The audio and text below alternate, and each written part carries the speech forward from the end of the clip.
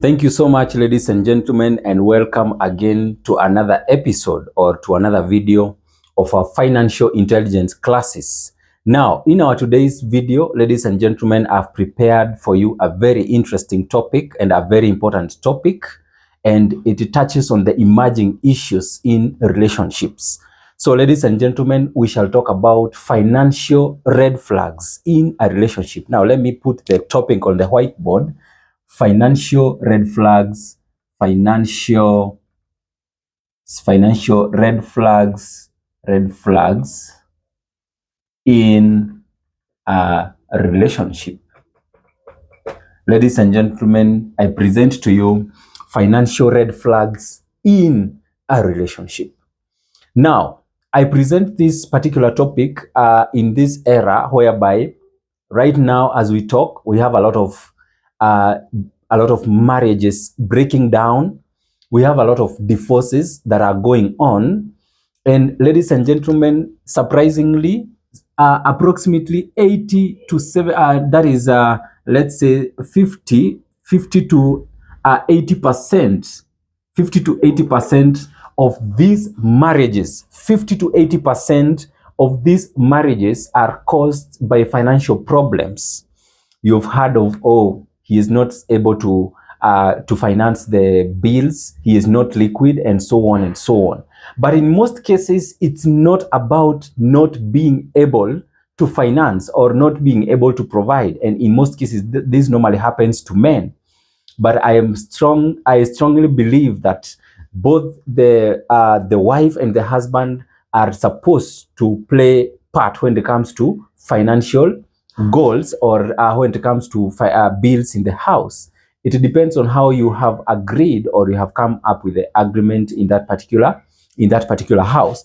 So, ladies and gentlemen, 50 to 80% of most marriages or divorces are caused by financial problems. And these marriages arise due to financial red flags that goes unaddressed. And when they are not addressed, then they grow into a very big problem, resulting into divorces. So, ladies and gentlemen, in this particular video, I'm going to present you 8 points touching on financial red flags in a relationship.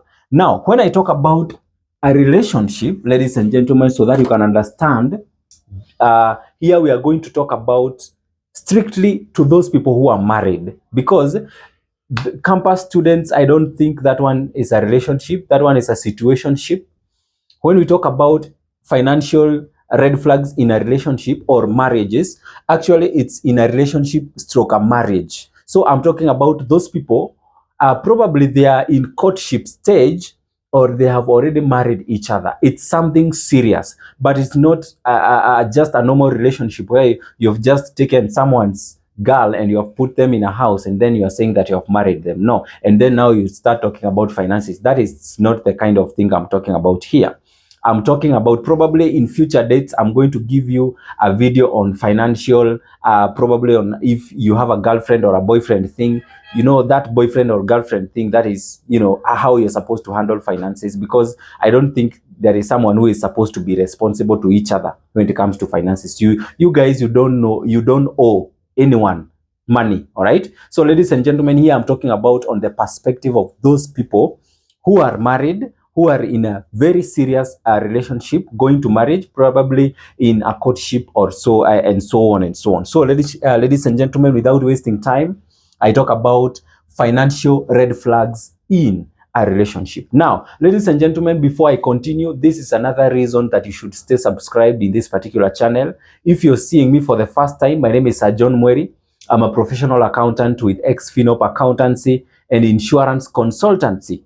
And anytime you want to reach me out, my numbers or my contacts are always on the description. And this is what I normally do, educate the society. All right. So, ladies and gentlemen, let's get to the business of the day. Our first financial red flag in a relationship. If you are in a relationship and you want to know the red flags when it comes to finances, this is the first: secretive about money. So this one is about keeping secrets about money.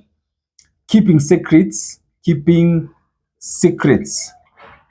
about money. So, ladies and gentlemen, if you're watching me right now as I talk and you have a husband or a wife who normally keeps secrets about money, that one is a red flag. Because if you are a couple, then there are things that you're supposed to talk together. You sit down, you agree, and talk about it. What are these secrets about money that you normally keep? For example, number one is debts. Debts. For example, if you take a debt or if you obtain a loan from a bank or any other financial institution, you being a husband or a wife, you have gotten a loan from a financial institution, you're supposed to disclose that information to your husband or you're supposed to disclose that information to your wife. Now, if you have another source of income, let's talk about income or extra income. Extra income. If you have another source of income, ladies and gentlemen, you're supposed to disclose that information to your husband. You're supposed to disclose that information to your wife. So, ladies and gentlemen, these are the kind of things that people keep in secret. For example, debt. Mtu may apply ka loan mahali, it has been successful. Now you have like a 1 million Kenya shillings in your pocket, but you don't want to share that information with your husband. You keep it secret. You don't want to share that information with your wife.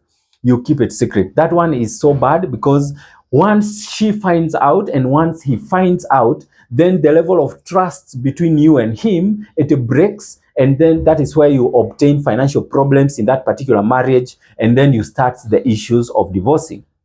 The other thing that you disclose is about expenditure. Expenditure, ladies and gentlemen, expenditure. You disclose about expenditure, you spend on something, or for example, if you are a man or probably if you are a woman, you have agreed that you are working with a budget. All right, you have agreed that you are working with a budget between you and your husband. You have agreed that you are working with a budget, but you have made some secret expenditure and you have not disclosed that information with your spouse or your husband or your wife. So, ladies and gentlemen, this information, you should keep it. You should not keep it secret. Anytime you have been able to apply a loan from a financial institution, probably this is something that you should even have discussed before you even started the process, just to open the air, just to make sure that you are in the same bus or you are in the same book with your husband so that you can move on the same direction. Because what I'm going to insist in this particular video is that your wife or your husband is your financial partner.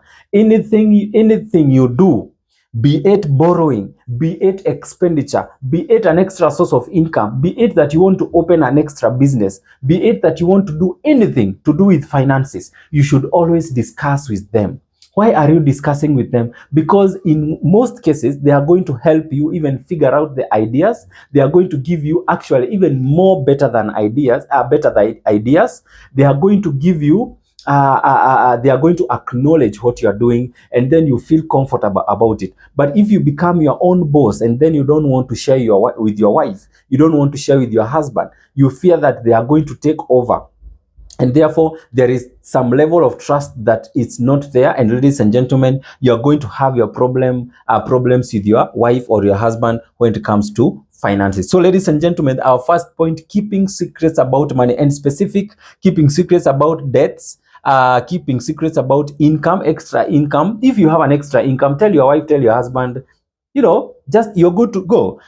Keeping secrets about expenditure, you do some expenditure and then you don't want to say about it, and therefore anytime you are consulted about it, then you start fights here and there, and probably it's not a good thing. So that was the first point, ladies and gentlemen. That was the first red flag, keeping secrets about money. Let's talk about our red flag number two. Red flag number two, ladies and gentlemen, always in debt but not plan to change.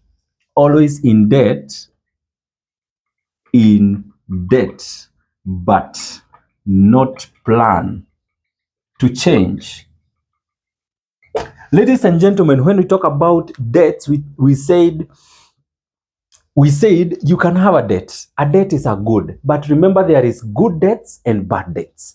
A good debt, ladies and gentlemen, is purposely for investment purposes. A bad debt, ladies and gentlemen, is debts taken for personal use. For example, you take a debt so that you can pay school fees. You know, sometimes, okay, you might be pressed to that extent, but in most cases, I prefer you take a debt from a financial institution and do some investment. Now, that is not where the point is. Always in debt, but not plan to change. Have you ever married someone who is always in debt? In case you think of an idea, the only thing that comes in your mind is how you're going to borrow. That one is your wife or your husband now we are talking about. So this person is always in debt. You have borrowed from a circle, you have borrowed from a bank, you have borrowed from friends, you have even ruined your reputation with friends because of the amount of money that you have borrowed. You have borrowed so much and you are not planning to change. Now, if you are a husband and you have that particular character, what makes you think that your wife is not going to have some problems with that? If you are a wife and you have that particular character, what makes you think that your husband is not going to have a problem with that? And then probably you're going to start fight. Why are you borrowing? Can't you sit down with me? We agree 1, 2, 3 and see how we can raise this particular amount of money. And then when you find yourself in debt, and then the biggest problem is not about being in debt, because having debt is a good thing. You know, everybody is in debt. Even me, I have debts. But always borrowing, borrowing, and borrowing and borrowing, but you don't plan to change. Always in debt, but don't plan to change. It's an irritable behavior and it's not good because, you know, you always have to think on how you can earn an extra source of income instead of borrowing. So, ladies and gentlemen, if you have a husband or a wife who is always in debt, being in debt is not a bad thing, but does not plan to change. You see, this person is not doing something about it. It's not doing anything to change that particular because being always in debt is not a good behavior. So if you have that husband or a wife, then it's time that you sit down, probably you talk to them so that you can be able to understand 1 or 2 things. Because if they does not plan to change or probably do something about it to change that particular behavior, then it becomes a very big red flag in when it comes to finances. And in long run, ladies and gentlemen, in long run, you might not work out as a couple, and probably you find out you will have big problems, financial problems, and they normally even lead to divorce. So, ladies and gentlemen, that was point number 2. Let's go to my point number 3. Ladies and gentlemen, impulsive spending. This goes to the ladies. Impulsive spending. Now, the first 2 points, you know, here, I'm not going to point any fingers here, but I'm going to talk the truth. Now, keeping secrets about money, in most cases, men. Ladies, yeah, but in most cases, men. Always in debt, but not plan to change. Okay, I can say it can go 50-60. In most cases, men are going to borrow. You know, you have a lot of debts and so on and so on, but ladies, they like protecting their name and they are going to return the money. But ladies, I don't know whether you normally con people. I don't know. But let's not talk about conning people here. We are talking about genuine financial red flags. Now, when it comes to impulsive buying, this is purely for ladies. I don't know whether there are men who normally do impulse buying, but ladies are the one who are going to do a lot of impulse buying. Now, ladies, impulse buying is a red flag, and do not try to tell me that it's not a red flag. It is a red flag, and for those who don't understand what is impulse buying is buying with, like, you don't have a plan, you don't have a budget, you don't work with a budget. Impulse buying is when, like, you have like 5,000 in your pocket, and then all of a sudden you see a very beautiful dress, you buy. All of a sudden you walk in a certain street and you see a very beautiful shoe, you buy with no plan. That is what we call impulse buying.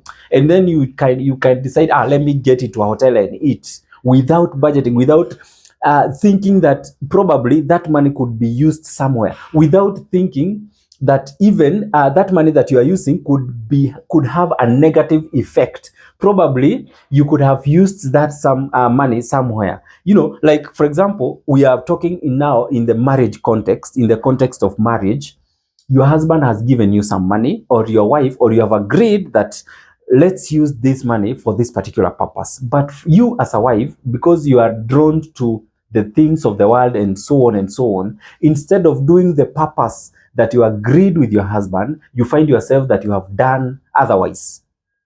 You get? And that is what we call impulse buying. So, ladies and gentlemen, impulse buying is another red flag in a relationship situation or in marriage context. And when you do impulse buying, it means that you don't have control of your money. And in most cases, one side is going to suffer, the other one is going to be happy. And when one suffers, then you are not working together. So, ladies and gentlemen, the solution is sitting down, coming up with a budget in that particular house. Say, you and your husband, this is what you are going to buy, this is what we save, this is what we enjoy ourselves. But avoid impulse buying. If, ladies and gentlemen, you have agreed that you are going to spend 10,000 together, then 5,000 belongs to you, 5,000 belongs to me. You 5,000, just know what you are going to buy. For me 5,000, I know what I'm going to buy. But I don't know whether most couples are going to work like that. I don't know whether that one exists. But I strongly believe that if you work as a group, you work as a couple, because your husband and your wife are supposed to be your financial partners. I don't know whether people work like that. When you do that, coming up with a budget and agreeing on the amount that you're going to save or invest, amount that you're going to enjoy yourself, amount that you're going to now spend as the needs, then, ladies and gentlemen, I think this behavior of impulse buying is going to end. So, ladies and gentlemen, impulse buying in a relationship or in marriage context is going to be another financial red flag that you're supposed to address before things get worse, and then, of course, you move to the same direction. So, ladies and gentlemen, I move to my point number 4 on financial red flags in a marriage situation or in a relationship context. Let's talk about financial blame games. Financial blame games. Financial blame game. Now, have you ever met a person, probably can be even your wife? You know, we as human beings, we are human beings, and human beings are just human beings. But in most cases, you can find a person, probably your wife or your husband. This person, whenever he is broke, he just like talking about blaming others. You blame your family, you blame your brother, you blame your sister, you blame your mother, you blame your dad, you blame the government, you blame your wife, you blame your husband, you blame the economy of Kenya, you blame whatever. Yani, you are just blaming everybody because of your financial problems. Anytime you have financial problems, oh, my mother aliniomba 2,000. Anytime you are broke, oh, my sister has asked me to share, do what, something like that. Anytime you are in problems or you are financially broke, my wife is asking for this. My wife did that. My mother did that. The economy has this. The government is doing this. So, ladies and gentlemen, that one is a financial red flag. If you have a person that you have married that has these financial blame games, the government, the family, the brother, the sister, the wife, that is a person who is not willing to work. Because as much as we are being pressed by the hard economy, everybody is being pressed. You are not alone. Kindly look for other sources of income. Stop blaming people of your financial problems. That is a red flag, because even me, if I was to marry, I don't want someone who is still singing the same song of, oh, my mother, oh, oh, I have a family, my family needs me, what. You know, ladies and gentlemen, we said that we are supposed to be smart here, because who is going to get married to someone who blames every person of their financial problems? Now, instead of this person bringing a solution on the table, they are bringing problems, more problems where problems exist. So I don't think a relationship whereby instead of someone bringing a solution brings problems is going to work. It's not going to work. If you bring problems in my life and I expect you to bring solutions in my life, then I don't think it's going to work. I expect you to bring solutions. If I have some financial problems, then tell me what you can do. If you have some financial problems as my wife, then I'm going to tell you, let's sit down, discuss this dilemma, and see how we can maneuver through it. So, ladies and gentlemen, financial blame games is another red flag. If I even advise you, if your husband or your wife is a financial blame gamer, kindly talk to her and see her through or see him through on how you can maneuver through that problem, because in long term it cannot end well. So ladies and gentlemen, on my point number 4 is financial blame games. Now on my point number 5, ladies and gentlemen, on financial red flags in a relationship or in a marriage context, let's talk about no financial goals. No financial goals. Let's talk about no financial goals. Now, I don't know, but I don't think there is anyone who is going to get married to a person who does not have financial goals. For example, we have a lot of financial goals that we normally talk about, and one of them is financial freedom. If your husband or your wife does not have financial goal, if your husband or your wife is this person who say, now me, I live for today, I don't know about tomorrow, God is going to provide for tomorrow. Ladies and gentlemen, the Bible says that those people who spend everything are fools. That is the word of God that says that. But those people who harvest little by little, those are the ones that are going to be blessed by God. If you eat everything and unafagia kila kitu, God refers you as a fool. That is the word of God. So ladies and gentlemen, if you have married someone, Gen Zs, I can look at you, I can see you. This is the kind of behavior that we have. YOLO, you only live for today. So that one is a financial red flag. You always have to plan for the future. You always have to think that you are going to exist in 20 years to come, 30 years to come, 40 years to come, 50 years to come. And then you have to plan. If you are in a young marriage, or probably you are in a courtship season and you intend to get married probably in the next 1 year, you plan that you are going to have kids in the next 10 years, in the next 20 years, your kids are going to high school, to campus, and then you must plan for that particular moment. But if you're getting into a marriage context and you are still saying that you don't plan for tomorrow, you don't have any financial goals, you're not thinking about tomorrow, you are not investing, you are not saving, you're not doing anything, you get money today, tomorrow you don't have, that one is a financial red flag. And ladies and gentlemen, if you have not married that person, run away. Run away from that person. If you cannot change her or him, then run away from that person. If you're already married to that person who has that particular behavior, I would challenge you. Why did you, first of all, why did you not observe them before you married them? But if there is a way that you can maneuver and talk to them and teach them the way, then that one could be better, because in long run, it cannot be good for you, even in that particular marriage, and you might end up in divorce in that particular marriage. So ladies and gentlemen, no financial goals. Even me, I cannot dare marry a person who does not have some financial goals. All right. So ladies and gentlemen, no financial goals is another red flag in a relationship or in a marriage context. Musinirushie mawe tafadhali. I'm just teaching financial literacy here. Let me move to my point number 6. On my point number 6 on financial red flags in a marriage or in a relationship context is all right, disrespecting your financial boundaries. Disrespecting your financial boundaries.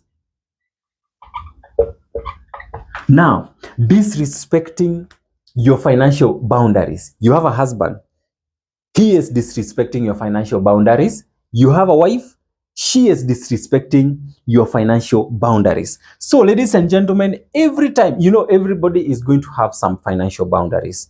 For example, someone who is forcing you to borrow money. Like, for example, I have saved some money in a circle, and then you as my wife, you are telling me, I need this and it must be done. You are even commanding. That one is disrespecting my financial boundaries. If I feel that I'm not okay with something, if you cannot ask in a respective manner, then I see you are disrespecting my financial boundaries. For example, now that one is about borrowing. You might force me to borrow, or sometimes even husbands take advantage of their wives and they force them to borrow for them. All right, that one is disrespecting their financial boundaries. Now, overspending. For example, if I'm your husband and you have asked me to give you some funds, or you are my wife and I have asked you to give me some funds, I'm supposed to ask in a respectful way, and I should not disrespect the boundary that this amount is what I'm supposed to give. This amount is what I feel comfortable, because I believe even if you have married someone and you are in a couple, doesn't mean that because you have married someone you are entitled to everything they have, because you have your source of income, me, I have my own source of income. So therefore we should sit down and discuss and see how we can share it and how we can spend it. But we are not supposed to disrespect each other's financial boundaries, forcing me to borrow, forcing me to give all my money, and so on and so on. So, ladies and gentlemen, you get what I'm saying? You should not do that. And when you have a husband who is disrespecting your financial boundaries, or you have a wife who is disrespecting your financial boundaries, then that one becomes a very big red flag. And if it continues, it becomes a very big problem that could lead to you both divorcing, or leaving each other, or even breaking up. All right, so ladies and gentlemen, take care of that. Let me move to my point number 7. My point number 7, ladies and gentlemen, let's talk about controlling all the money. Ladies and gentlemen, controlling all the money. Someone wants to become the CEO in their house. You want to become the CEO, you want to become the finance manager. No one is supposed to become the custodian of the money in the house. You both, you husband, you wife, you're supposed to sit down, discuss. Your wife has brought this. I have come with 100,000. She has come with 50,000, or vice versa. Now, let's put that money together. Let's see how we can divide this particular amount. How much can we invest? How much can we spend? All right, because you are a couple, you are supposed to work together. You are supposed to be each other's financial partner. You are not supposed to say that my money is mine and your money is ours. That clause does not work. And I think that is what has brought a lot of conflict, because the moment a lady says my money is mine and my husband's money is ours, then I feel that the husband is anabebeshwa mzigo ingine hawezi, and it becomes chaotic, whereby if the husband is the one who is supposed to take care of everything, pay all the bills, and everybody is looking at him like this, whereas the wife is earning but there is nothing she can spend in that particular house, then it's going to become chaotic, and it's some level of disagreement, it's going to be there. So ladies and gentlemen, controlling all the money. Ladies and gentlemen, I'm talking to men. Men do not take control. When there is this thing that men normally feels entitled to having what their wives have. For example, if your wife is working somewhere and she is earning some income, you want to even have their income and now take it as your money, and then now you are the one who is supposed to say this goes to this, this goes to this is what goes to school fees, and this one remains with me. I think that one is it's not a good idea. I think you should respect your wife's financial boundaries. If she is earning, just acknowledge that she is earning, and acknowledge the amount that she is earning. What you can do is, my wife, now you are earning 50,000, I'm earning 100,000. Now let's put this together and see how we can be able to maneuver through this. All right, so ladies and gentlemen, if you are a wife or a husband, that is a bad behavior, and it's going to lead to a lot of problems in that particular marriage. Let your wife become your financial partner. Let your husband become your financial partner. If it's controlling all the money, then you are going to break up very soon. You are going to divorce very soon, because your wife is going to be tired of that particular behavior. Your husband is going to be tired of that particular behavior. But in most cases, men are the one who normally try to take control of their wives' finances and take them so that they can make decisions.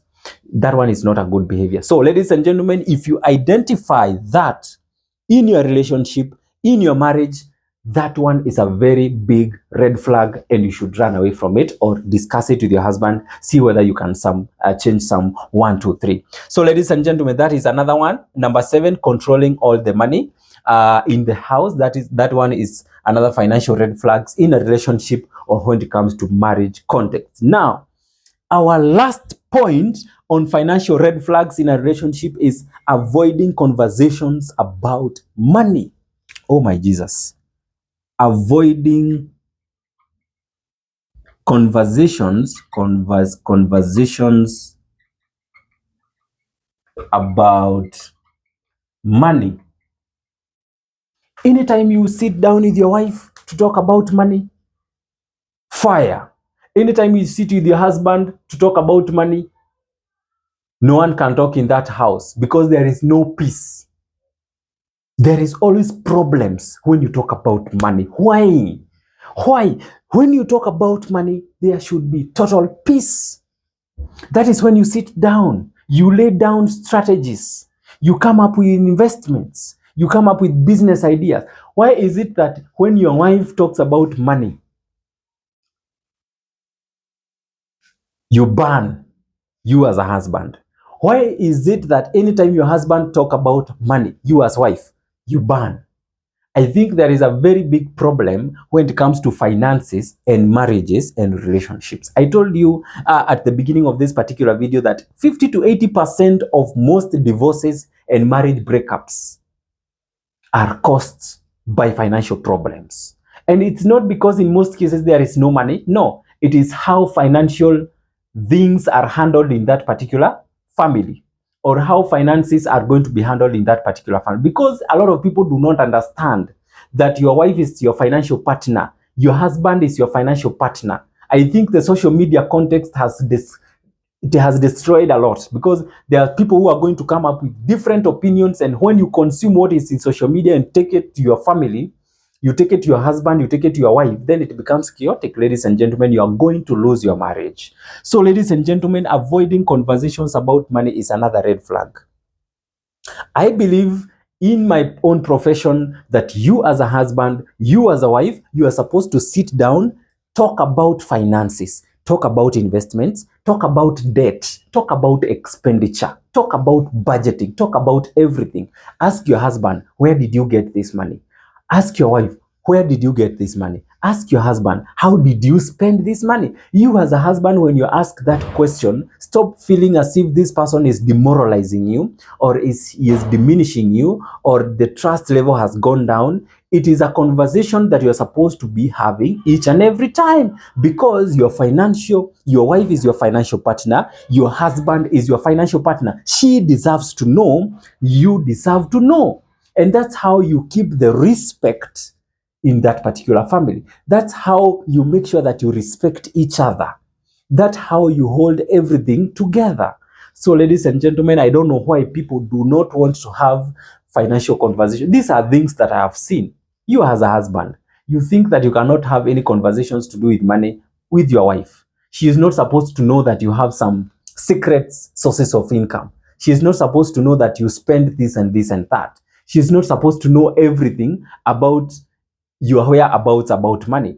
That one is very wrong, because it brings some level of not trusting each other, and it can bring a lot of problems. And this one is happening in a lot of marriages. So ladies and gentlemen, again, avoiding conversations about money is another red flag in a relationship or in a marriage. I believe a husband and a wife should work together. A husband and wife should make money decisions together. You should not say that because I'm the husband or the head of the family, I'm the one who is supposed to make money decisions. Then why are you having your wife? Your wife is supposed to helping you in such cases. Ask for opinions. If she is earning, sit down together, come up with plans, and that's how a very good family is going to grow. So ladies and gentlemen, if I just go through my points very fast, keeping secrets about money, that is the first red flag. Always in debt but not planning to change or doing something about it. That one is a second red flag in a relationship or in a marriage context. Impulsive buying, in most cases, this affects ladies. That one is another third red flag in a relationship or in a marriage context. Financial blame games. You blame your mother, you blame your government, the economy, like it's not giving, No financial goals. YOLO, you are I don't care about tomorrow, disrespecting your financial boundaries, controlling all the money, that is becoming a CEO in your own house, avoiding conversations about money. Ladies and gentlemen, all these 8 good points, red flags about money in a relationship or in a marriage context. Now, I pose a question to you or a challenge. How well behaved is your financial situation in your marriage? How is your financial situation in your marriage? How is your financial situation in your marriage? Are you having problems with your wife or your husband because of financial problems? Probably. That is a conversation I want you to put on the comment section. What do you think about this particular video? Or what can you say extra that I've not mentioned in this particular video? Put it on the comment section, ladies and gentlemen, and don't forget to subscribe on this particular channel. You can see the kind of information that we are airing in this particular channel. Also, make sure that you hit the notification bell so that anytime I upload a video like this, you're the first person to get it. And also don't forget to share this particular video so that we can have our community educated. So ladies and gentlemen, that was all for today. Thank you so much for watching this particular video. Again, my name is Sir John Mweri. I'm a professional accountant with Xfinop Accountancy and Insurance Consultancy. And that was my time. See you on the next.